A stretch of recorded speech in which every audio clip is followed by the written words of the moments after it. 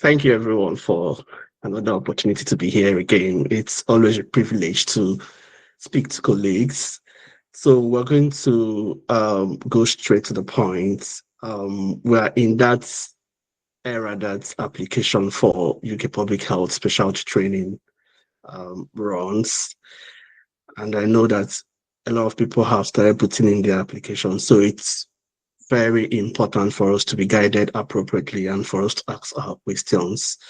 And thankfully, we have all sent most of the questions. We had over 20 questions there. So we'll need to give some time for you to respond to those questions. But before we're moving into the questions, I'll just do a few slides to talk about what the training application looks like and what you're expected to do at each point in time. But before we go into that, it's important to understand the purpose for the training. And I just got those quotes, which I will read directly for you to hear. The purpose of UK public health specialty training is to equip doctors and other professionals with the knowledge, skills, and experience to become public health specialists, enabling them to work towards improving and protecting the health of the population through organized societal efforts. This 5-year program qualifies trainees for the specialist register, making them eligible for consultant posts. So if you look at this quote, you'll find out that the specialty training is open to both doctors and colleagues from other professions. And you can also see the reason for that, to train specialists to be able to work towards improving and protecting the health of the communities. Then if you look down, you will find out that the training most times will be 5 years. So it could be less than that, but the standard training time is usually 5 years. And when you are done with the training, you are eligible to be appointed as a consultant in different public health organizations. So it could be in NHS, it could be in local authority public health, it could be in UK Health Security Agency or other organizations that appoints consultants in public health. So let's look at the routes of getting into specialty training in public health. Although our focus is on the public health standalone, there are other routes that you might explore, and that could be the dual GP public health routes. So where you're training as a GP and as a public health trainee registrar. Can also be through academic clinical fellowship in public health that is funded by NIHR, and it provides you training in public health, specialty training in public health, as well as academic training or research training. However, these other two are not the focus of our discussion. There's also another route that is not really training per se, but you do that through portfolio. You build your portfolio, and if you have been certified to have completed the competencies required for becoming a public health consultant, then you're able to become that. But that's something that we wouldn't discuss in this meeting. So all the other discussion we're going to have today will be on the first one. That's the national training for public health. That's public health standalone. And I've looked at this slide and termed it recruitment timelines. So if you look at it, you see that it starts from the application to initial offers. And for the 2026 round, it has started on the 23rd of October for the application, and deadline for application is the 21st of November, I think 4 p.m. 21st of November 2025. So in the application phase, what usually we would do is to go through OREL to make your application. If you're not conversant with OREL, Emmanuel will send that on the chat.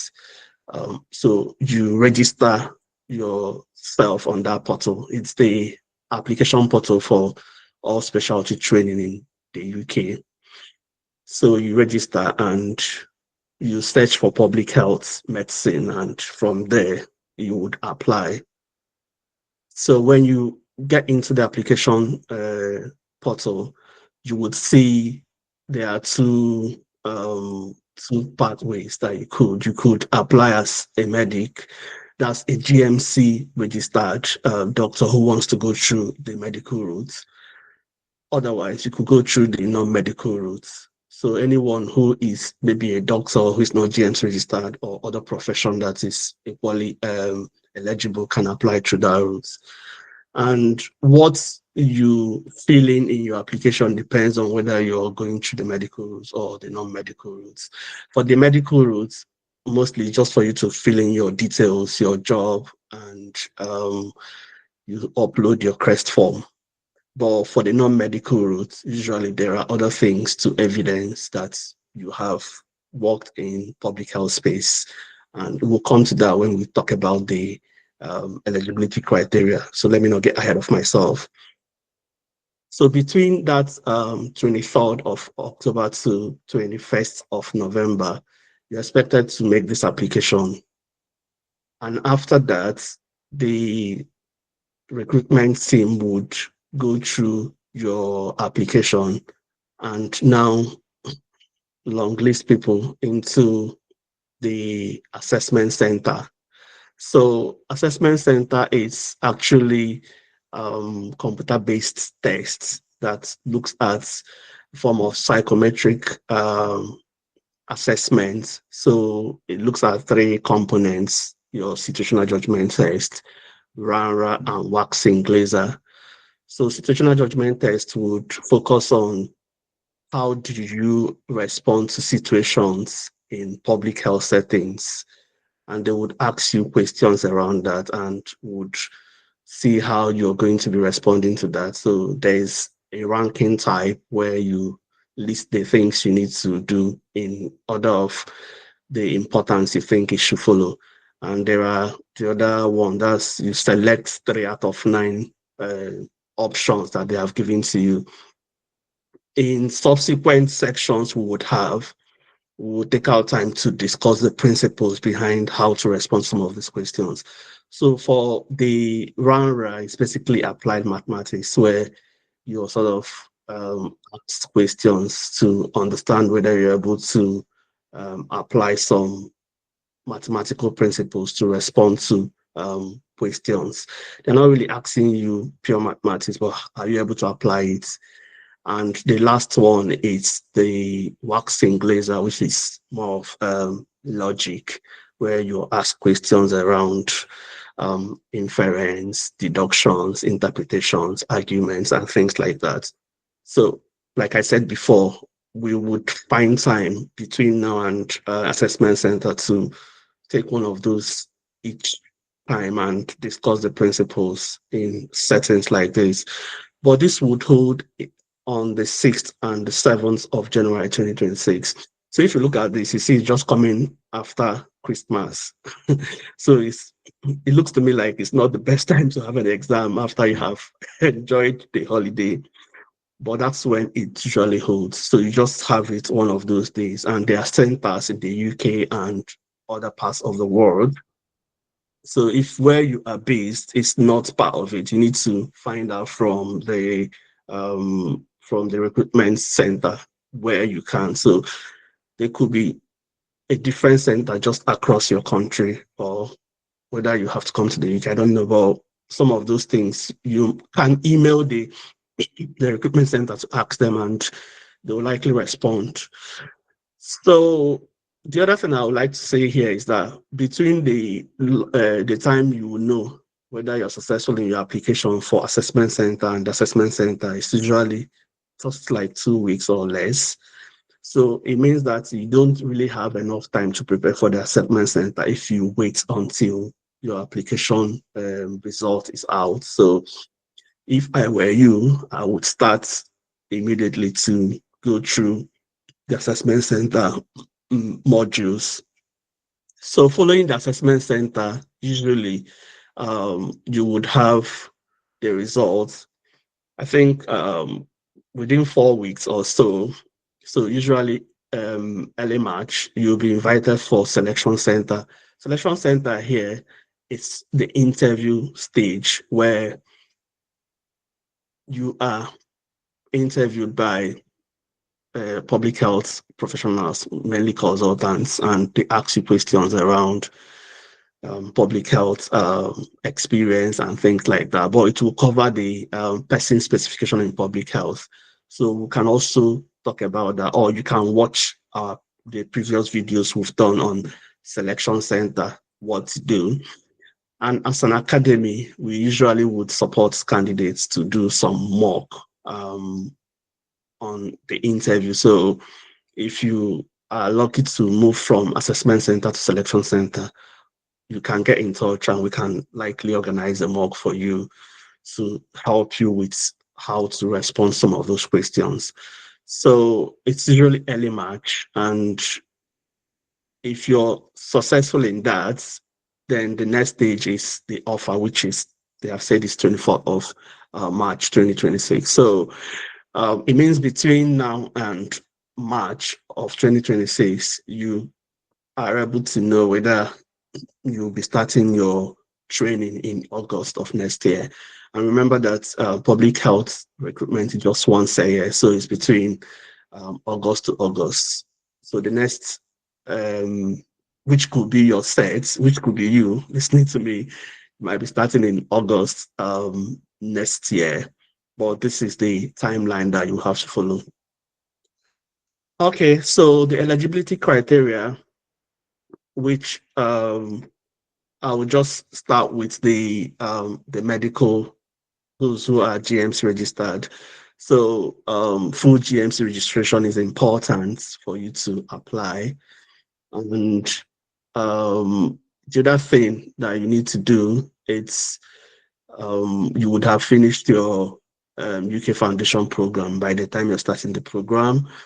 Or if not, you might have to submit what they call CREST form, so certificate of readiness to enter specialty training. So it's one form like that that you can download from Orel and use that for a consultant or your supervisor where you are practicing clinically to certify that you're able to start training. So there are a number of questions that are there that the consultant or your supervisor is sign off. So, but if you're in training, in a UK approved training post with a training number, you may not need to submit a CREST form. And those posts can be called training. It could be an ACF, it could be locum appointment for training. So you could have a DINARY number or national training number, maybe in a different specialty. And because of that, you're able to apply without submitting CREST form. Or you're currently a consultant who is practicing, so you may not need to submit as well. And for those who are going to be submitting CREST form, there are conditions for that. They have said the only one they are allowing is the 2024 CREST form. And I think you should have been working full time. I mean, the latest you would have been clinically active would be February 2023. So it's like 3.5 years up until the time of taking up the post. And you would have worked full time for 3 months with the consultant who is going to sign you off. So those are the conditions for that. There might be people who have not been clinically active within that period, or there might be other reasons why you don't have ability to provide CREST form. If you want, you could use the non-medical routes. So BOTM here is background other than medicine. Even though I said background other than medicine, if you're a doctor and you're not clinically active and don't have CREST form, you could still use this other pathway. But here are the things you need to do. You need to have a BHC, which could be first or second class upper, or you have an MSc or PhD. So that's the basic minimum. And your work experience would have been 48 months, so 4 years work experience. And 2 of those years will be in population health. and at least a band 6 agenda for change or equivalence. So in NHS, they use what they call agenda for change and banding to grade people to know the levels they are working in. So for a newly qualified nurse, or say if you're coming from outside the UK and you're taking a post as a nurse, usually to be at band 5. So a step ahead of that is band 6.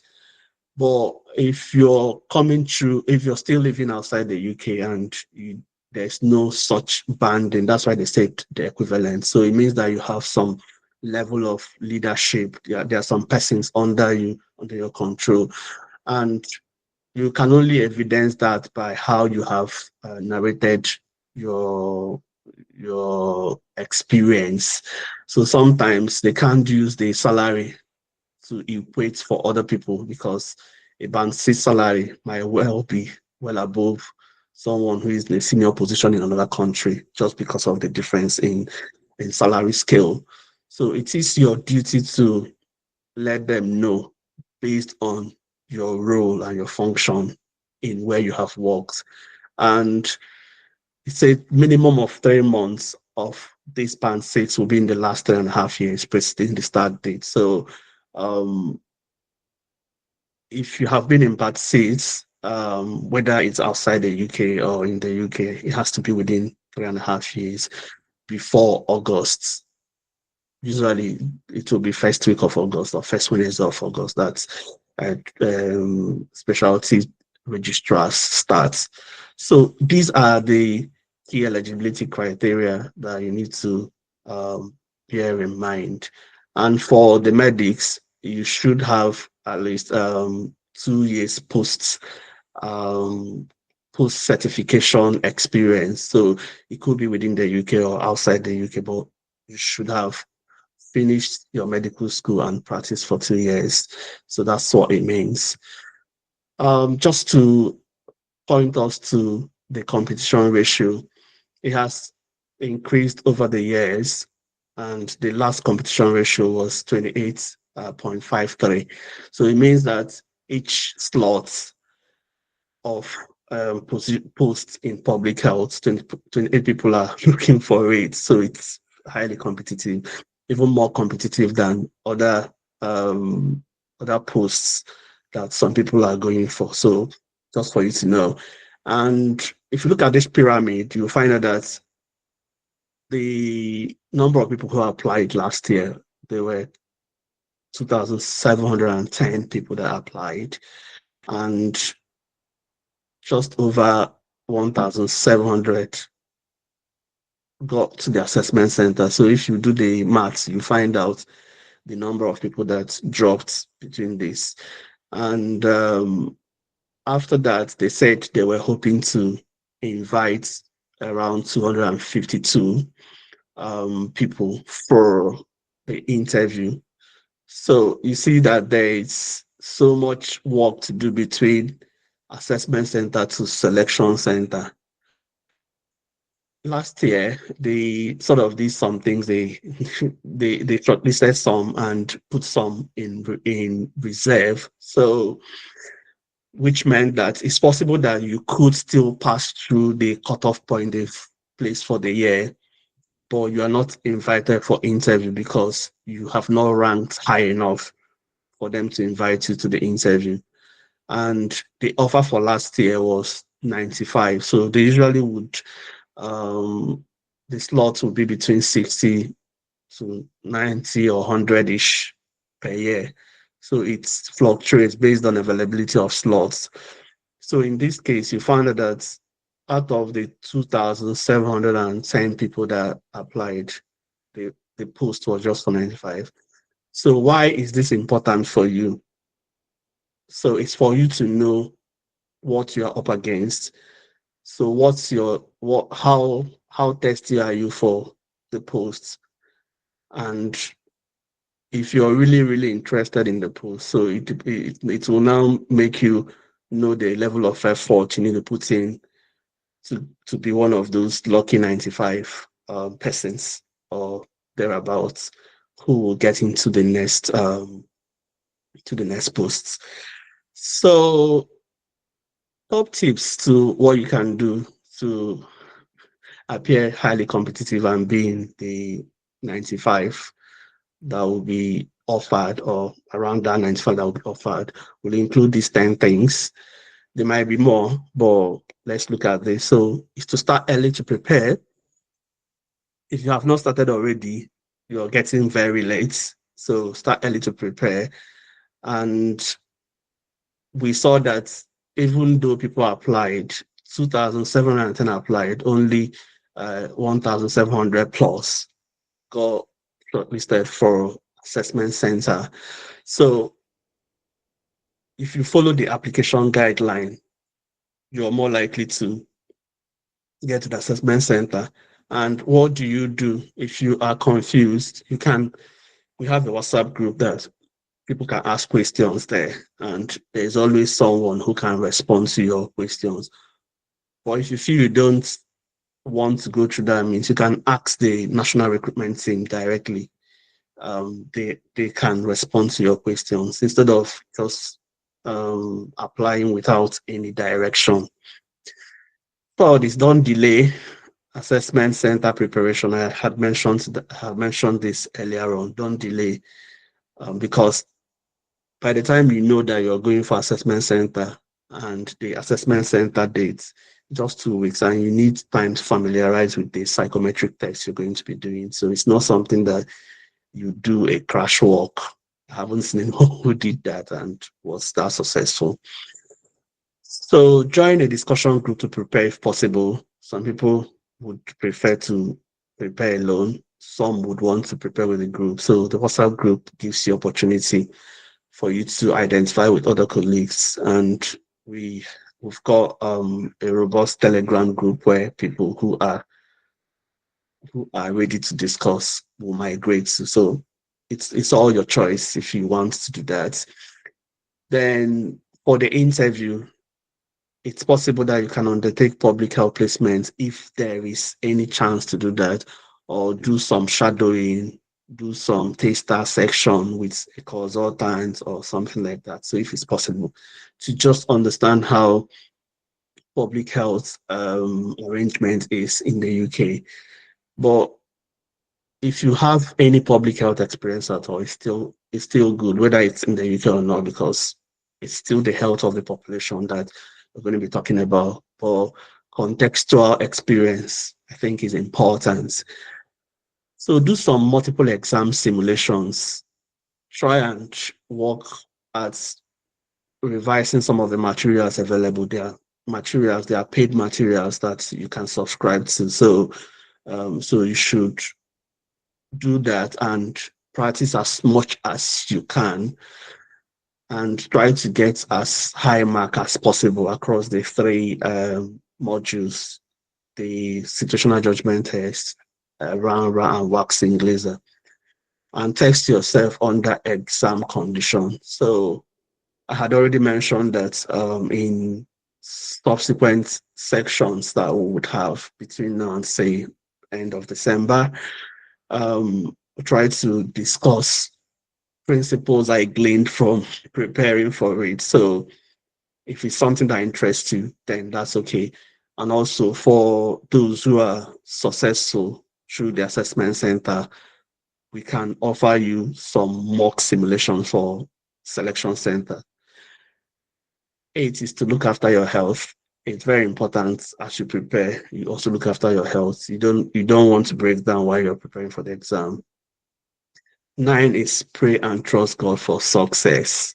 So some of these things, um, there is also elements of luck, elements of favor, and elements of God helping people to go through this. So if you are a believer in, if you're a faith person or you believe in God, then I encourage you to also spiritually connect to going through the exam. Then if you have tried 1 to 9 and it didn't work out, give it another go. It's not the end of life. Thank you very much. So I'll pass over to Emmanuel to continue from where to share the questions so that we can respond. Thank you. Thank you so much. Can you hear me? Yes, I can hear you. Okay, I'm just going to share my screen. Um,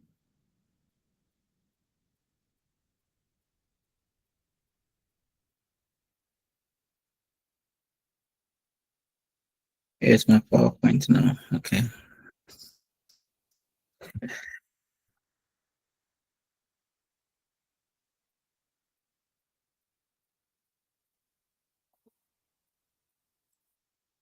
Okay.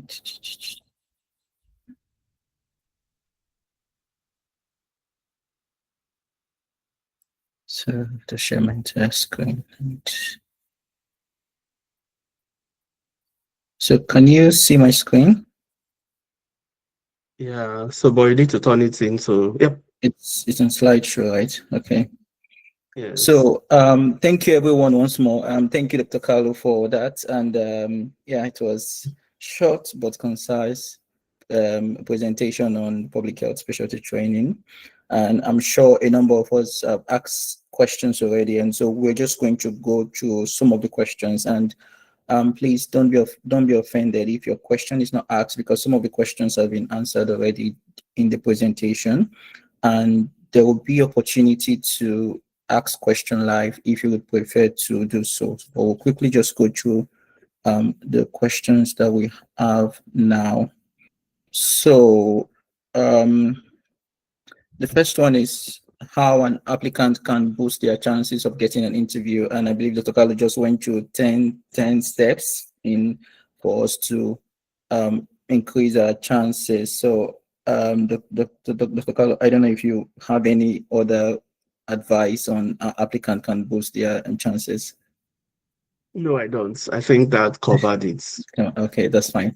So, and yes, the next question. So we're going to ask two, three, four questions together. It's all about the practice questions. So this question is about the practice questions on the preparation side. So that's probably be say like job test prep. And they're asking if these questions are exactly the kind of questions you would see in the assessment center. And also, the next question is the job test RANRA exam more difficult compared to the assessment center?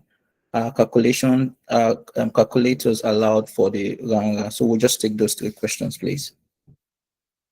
Okay, so the practice questions on the prep sites, they are just like the taste that's what you're likely to see.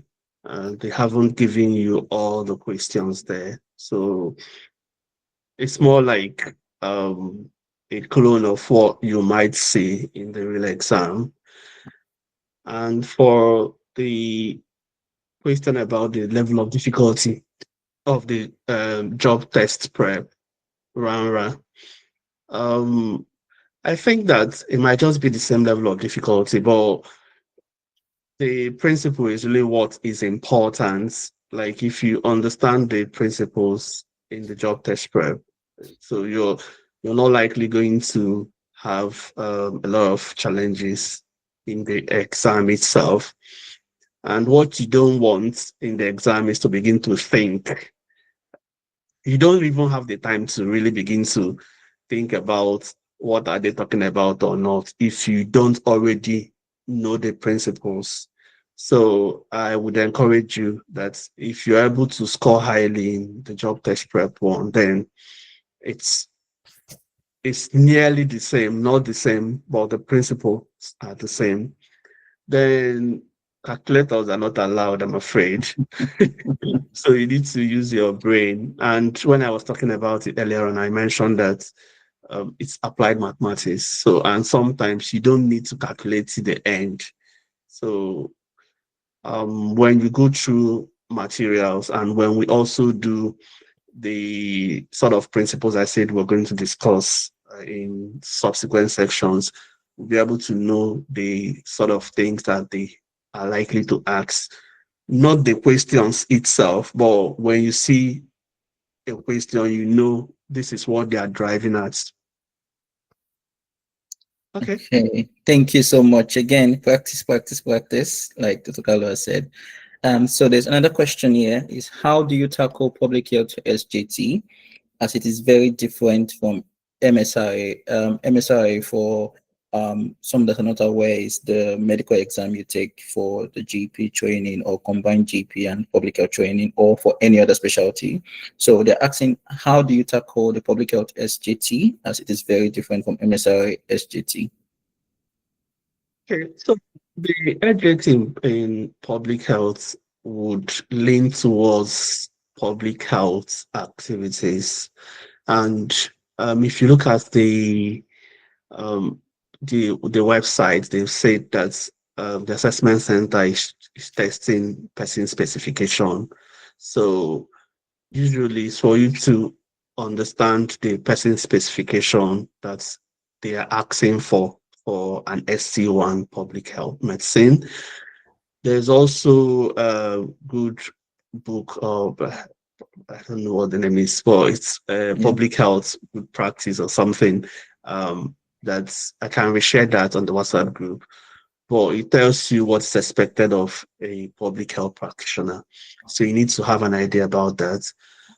The other thing you need to understand is you can also borrow some of the principles of the HJT from other medical exams into the public health things because the principles might be the same. For instance, if you find out that your colleague is doing something they're not supposed to do, if you're going to rank the things you're going to do, the first thing usually will be to find out from your colleague what is going on. Are things really okay with them? Whether they have insights to what they are doing. If they do have insights, if it's something that is reportable, you would have to tell them to speak to their line manager or their supervisor before you move on to the next step of you going to do the reporting by yourself. So these are stages. You will hardly find a top ranking option that you saw something and you confront the person immediately. No, you have to do some level of stepwise approach, except if it's a situation where it is life and death, which we don't usually have that in public health, that you're causing life and death immediately, but there are stages. So you can borrow some of the principles and you can also read other NJTs from other specialties, understand the principles. But for the Public Health Assessment Center, they are not going to be asking you things around hospital or you and patient, but it might be you and your colleague, you and your supervisor, you're doing a public health needs assessment or you're doing health impact assessment. A local politician wants you to do this and all those sort of things. So it's public health. Lends itself to public health situations. Okay. Great, thank you so much. So just for others, it's the good public health practice framework. So it's like the general medical practice framework as well. So we can always get that online, as Dr. Carlo has said. Okay, so go to the next question. It says, I'm a medical doctor and writing PLAB 2 in May 2026. I don't intend to practice clinically here, but that's, I think they mean in the UK. So how do I get into training through the medical route using my own country's clinical experience? Okay, so my suggestion would be to complete your GMC pathway and get registered because I think from this year actually you're not able to apply if you're not fully GMC registered. So complete your training, your GMC registration. If by next year it's still possible for IMGs to apply in their as I mean first round, which is the only round in public health, then you can use your CREST form which your consultants in wherever you're practicing now can sign off for you. So you can still do the medical routes so far as you're fully GMC registered, but that's dependent on what is obtainable next year. So I can't really say what will happen next year because changes are occurring from time to time. Okay, thank you. And just to add that if such individual have, if they meet the non-medical routes criteria, they can still apply since they won't need a GMC license to do that. So if they want to give it a try as well. So the next one is, can a medical doctor who hasn't taken PLAB exam and not registered with GMC apply through the non-medical route for public health training? And the second question is, which route can a consultant public health physician trained in Nigeria follow? I think the first question, the answer is yes. Yeah. So a medical doctor who chooses not to go through the GMC route can go through the non-medical route. However, you need to meet the eligibility criteria for non-medical route. And it's not just saying that you're a medical doctor, so it doesn't cut it. So you need to evidence that you've worked for 4 years, and 2 years of that is in population health, and 3 full months within the last 3.5 years before the job start date. So it's important. And for a consultant who trained in Nigeria, so you can go to the non-medical routes if you wish, because you're already working in the population health space, and you would have had more than 4 years experience, and also more than 2 years of experience in population health. But if you choose to go through the medical route, you have to be GMC registered. Great, thank you. The next question is it okay to put in multiple applications for the public health specialty training if you wish to apply to different regions? And if not, would there be a chance to change your region after the assessment/interview? Okay, so for the application stage, you just have one option, just apply one application that is needed. And during the application, they might ask you would you like to do that? So choose any of those regions you want. However, if you scale through the assessment center, then there is a stage for preferencing. You rank the places you want to go to. So there will be opportunity for you to rank as many regions as you want. And my advice usually would be to rank everywhere.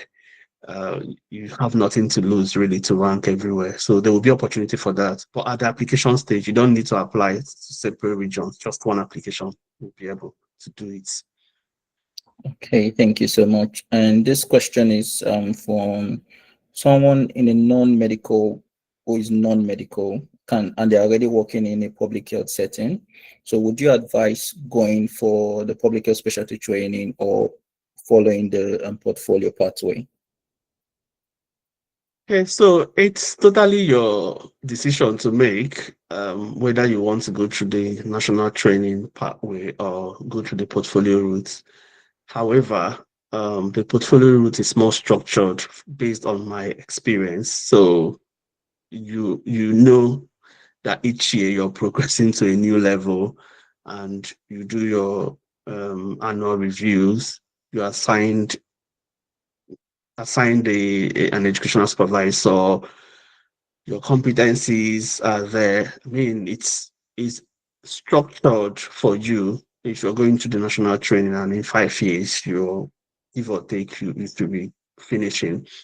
However, in portfolio routes, you do most of this by yourself. You need to have a job that you're doing, and you need to have someone who is willing to supervise you and take you through the process. So the things that is done for registrars when they are in training, it's you that would lead the process. So I still see some colleagues who, even though they've gone far in training, want to write the national training thing because it's it's I mean it's automatic. like it's autopiloted, it goes on Yeah. its own, but the other way around, you need to do it by yourself, which is not usually that easy because a lot of things are not under your control. And that could potentially take longer time and change of jobs, higher bands, and all that. So, though, yes, it's worth trying if they want to. Okay, so someone is asking if you could kindly go through the questions on the application form on Oreo. I would imagine this is for the non-medical routes as they have a number of questions to answer. Yeah, I think that we might not be able to do that in this section because of time, but under the frequently asked questions, and also we've shared that on our WhatsApp group, there is a template from the recruitment team to guide you or suggest some things you can put in the in the application. So we can reshare that in the group if new people haven't seen that. We can reshare that. However, if there is a burning desire for us to go through that, then we can have a different section for that, but not this section. Okay, so I'm just quickly going to push through the two second and third questions. So, um, a medic cannot submit an application without a request form, and training provides visa sponsorship. So, the next question is: I have a master's degree in public health and a bachelor's degree in biochemistry, with a year plus NHS experience as a care coordinator and HCA. What are my chances? Okay, so I'll just refer this back to the eligibility criteria. So you have 4 years of work experience, and do you have 2 years of that in population health experience? And is that at band six level? And do you have 3 months of band six experience in the last 3.5 years leading to the training start date? So if the answers are yes, yes, yes to all of them, then go ahead. But if no, I'm afraid there might be some challenges there. Okay, thank you so much.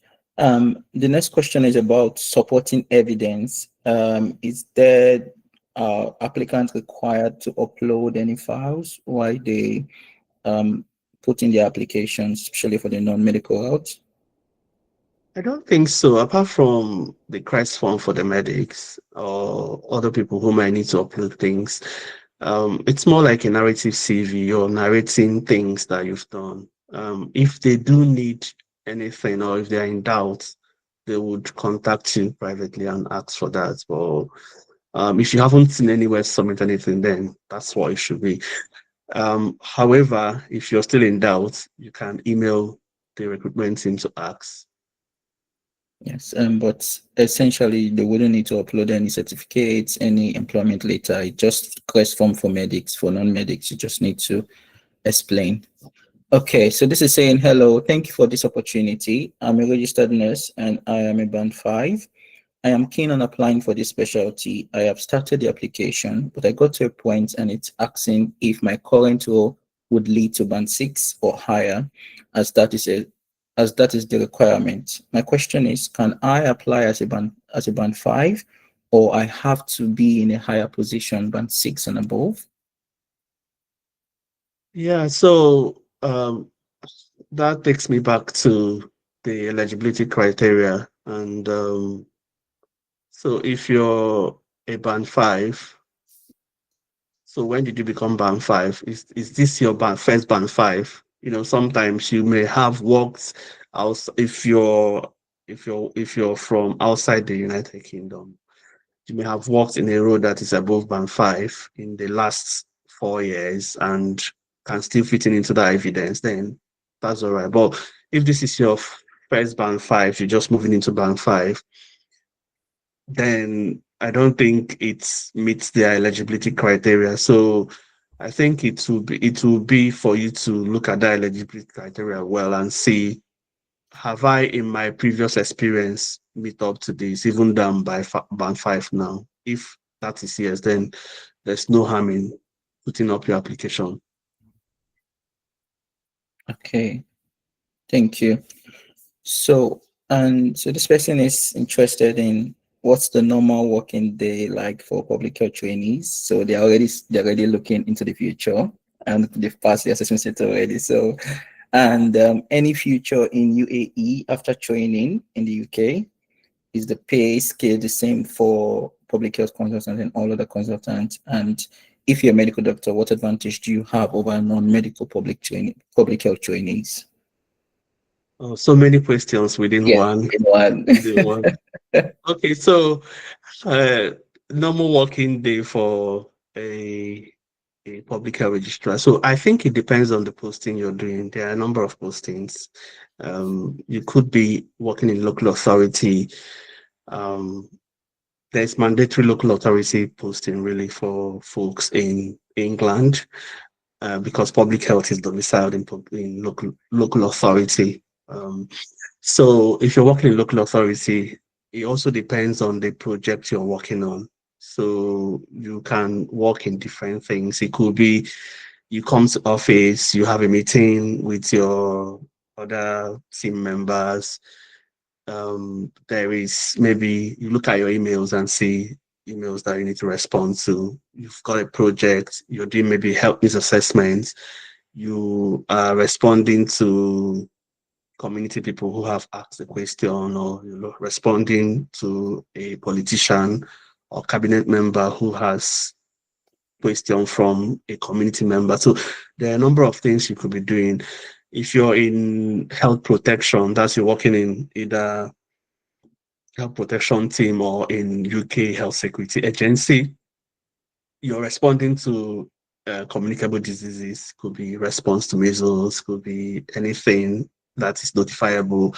So what I'm trying to say is that your work varies based on where you're placed. So if you're placed in the university as you're doing your academic placements, you're doing research, you're working with academics in the university, doing a number of things. It could be systematic reviews or whatever it is. So that's the beauty of public health, really. That's ability to do a number of things, exciting things. So you're not bored anyway. Yeah, I'm trying to hype. diversity. I'm trying to hype our people. Yeah. So in terms of any future in UAE, honestly, I don't know how qualifications in UK is at par with UAE, but I know that other specialties there might be a way of regularizing. Yeah. Yeah, So the skills you get from being trained as a public health person in the UK is transferable anywhere in the world. So it's I mean it trains your confidence. Yeah. I mean I don't know how to say it, but so I would imagine that there could be a place. If there's no place, there can be a way of regularizing things, but you may need to find out. Is the pay same for PH consultants and other consultants? I would imagine you're talking about other medical consultants in, say, surgery and other places. So there's what they call medical and dental contracts. So if you're on that medical and dental contract, is that terms and condition? Yeah. So if you're on that contract, then it's the same thing. So, but if you're working in other places, maybe you're working in local authority, they might have their own contract that is different. So those are things you need to uh, take note of. If you're working in NHS, there's their own contract as well. Then between medical and non-medical consultants, the non-medical consultants, they are paid through the Agenda for Change contract. So um, the nitty-gritties is not what I'm aware of, but there isn't a lot of difference between those.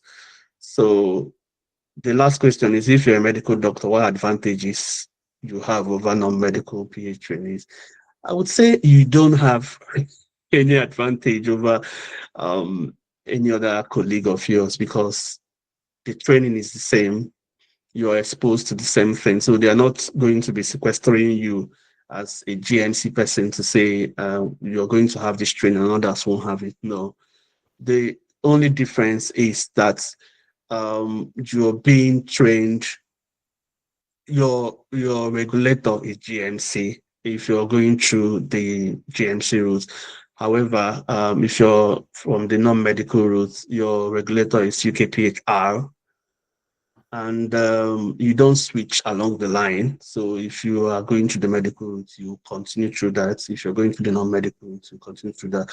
So, but what happens at the end, there's really not much difference, because if there is a job that's available for consultants, everybody is eligible to apply for Okay. it, whether it's medical or non-medical. So, and in terms of salary, I've mentioned that there is a medical and dental contract that GMC folks they will use if they are in NHS and places that apply. So whereas the consultants from non-medical routes would go through the agenda for change. But in the grand scheme of events, I don't think there's any difference really. Okay, thank you so much. Someone is asking about IELTS. Do I need to take the IELTS exam even though it's not a requirement for the non-medical route? Okay, so if you're applying to the non-medical routes and you're trained in an English speaking country, your degree is in English, I don't know why you want to pay for IELTS or for IELTS. So, but if you do decide, remember, if you do decide to say you want to go for IELTS, you have to present the same level of GMC standard, which is a minimum of 7 per band and average of 7.5. So I would spare myself that headache and just evidence that I've been trained in English speaking country and my degrees in English language. So if they require evidence, your dean or any other person who is from the school can write them and say he or she was trained in English. Thank you so much. So I guess you already answered this second question. So when you're filling the application and your undergraduate training was in English, you're not required to prove any English competencies again. So we'll skip that question. The next one is, could you kindly shed more light on the dual GP public health training program, more about the availability, the competition ratio, and what the program entails? Okay, so in the interest of time, I won't say much about it, but there isn't a lot of slots for GP Public Health dual program. It started, I think, 2 years ago, and there are not many centers also offering these slots, and the competition ratio is over the roof. I must say, I think it's over 100 is to 1, if I remember correctly. So it's even Roughly more competitive. 160 or so, or one Okay. fifty, 160 to 1. So it's a lot, and even though it's an option you have to really be prepared if you want to, because there are so many persons who want it and fewer slots. Okay, thank you so much. So I think that's our questions for so I'm just going to go to the chat, and I think we have someone raising their hands. Elizabeth, um, you can ask a question if you have a question, please. Okay, thank you very, very much. And thank you for your time. I wish this session I had attended it like 1 month ago because I already applied and I was just fumbling and jumbling by myself. So I studied physiology as my first degree, and I've had about 9 years experience on public health, but with the non-profit sector. And I've grown up to being a project manager. So I had just agreed that I'd done band 6, but on an international role because I'm Nigerian and I don't know how to qualify it since it's non-profit, it's an NGO. So I would like to be in the WhatsApp group first. It's a doctor friend in this UK that sent me this. And then they said this round, people with non-medical, they can only apply for ST2. Believe you me, I don't know what's ST1, ST2. I was just using the Oreo platform. And you can only apply for 3 roles in the round. So I did 2. before the round closed in October 30th. So thank you for what you're doing. It's now clarifying all the whole process I had to go through. Okay, thank you, Elizabeth. I think you might be confusing academic clinical fellowship with the public health national recruitment. I'm very So, confused. I'm just looking for anything within the public health sector in the UK. okay, so are you on the WhatsApp group? No. Okay. Um, I don't know how to send that. It's not linked to my WhatsApp group, to my WhatsApp. Emmanuel, are you able to send the WhatsApp link to the chat? Chat box. Let me see. I Mm. should be able to. Okay, so the I think the public health national recruitment is ongoing now. What you may have applied to was the ACF, which is what takes like public health people from. They are just piloting it from ST to that second year of training. So if that was what you applied for, then it's for academic clinical fellowship. So what we are talking about now is national recruitment for public health, which is still ongoing now till I think it's did I say it's 21st of November? Yes, It's yes. So 20th. I think 20th of November. however, so Well, it's still November, 21st Please, of I know November. the house I can, so I can apply. Yeah, so so you can still apply for that. So um I think Emmanuel will send the link, WhatsApp link to the group. So you can click on it. It would request that you join, and an admin will be able to get you into the group. Then you can ask all the questions you want, if that's okay. okay. While I'm sorting that out, I think please, does anyone want to ask any question on? If you please feel free to raise your hands and ask question live if you prefer that. There's a question on the chat box said, I'm hoping my application will progress to assessment center stage, but I'll be outside the UK during the scheduled date. I'll be in Accra, Ghana for a family event and won't return to the UK until after assessment center period has ended. Is it possible to sit the exam from Ghana? The application form includes an option to sit the exam outside the UK, but Ghana is not listed in the job done list. I can manually enter Accra and Ghana in the order field, but I'm not sure whether this location will be accepted as it been allowed in the past. I can return to the UK early if necessary, but it will be costly, and so I'll prefer to sit for the exam in Ghana if that's permitted.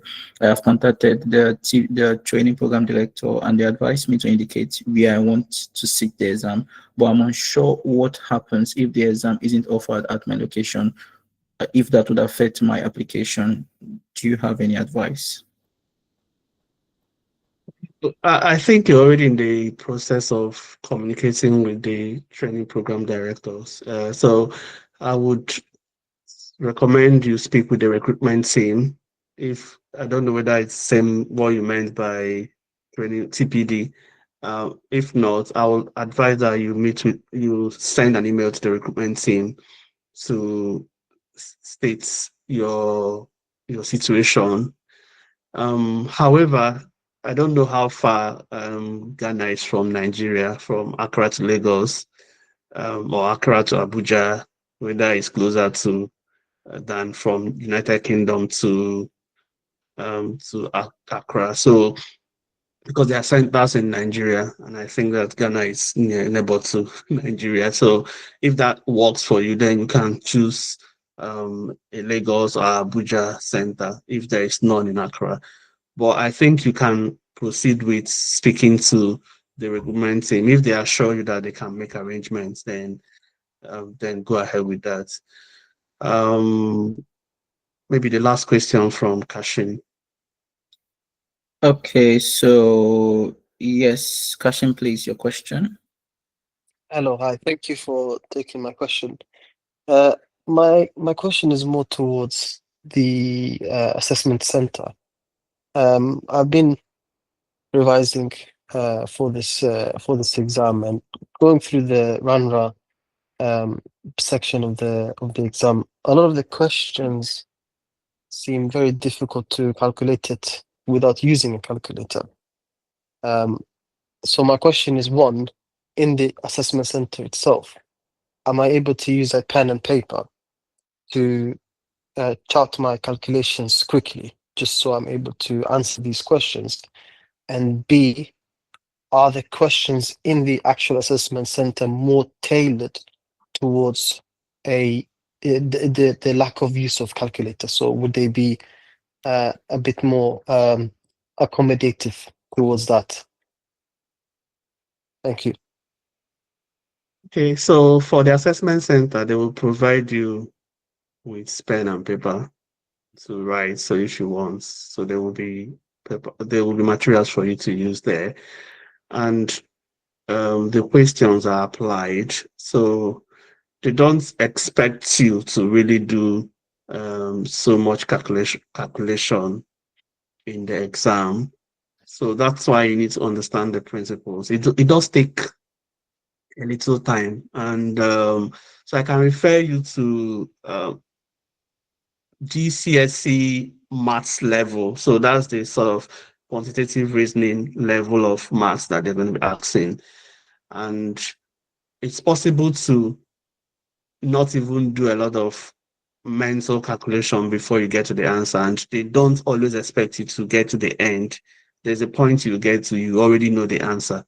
So what I'm trying to say is that while it is difficult, I don't deny the fact that it's difficult, and some of us are not mathematically wired, so it's still okay to. But because it's a screening, it's like a screen that they are using to screen out or screening people to the next stage. So it's something that you need to keep practicing. And I guarantee you that if you keep practicing, those things will become familiar. I can't tell you how many days or how frequently I did my own practice. I can't begin to talk about that. But it's something that if you really want to, you need to put in the effort, put in more time and go through it again. The more you come back to it, the more familiar it becomes. Okay. Iloka, please, can you make it brief? Chinwendu.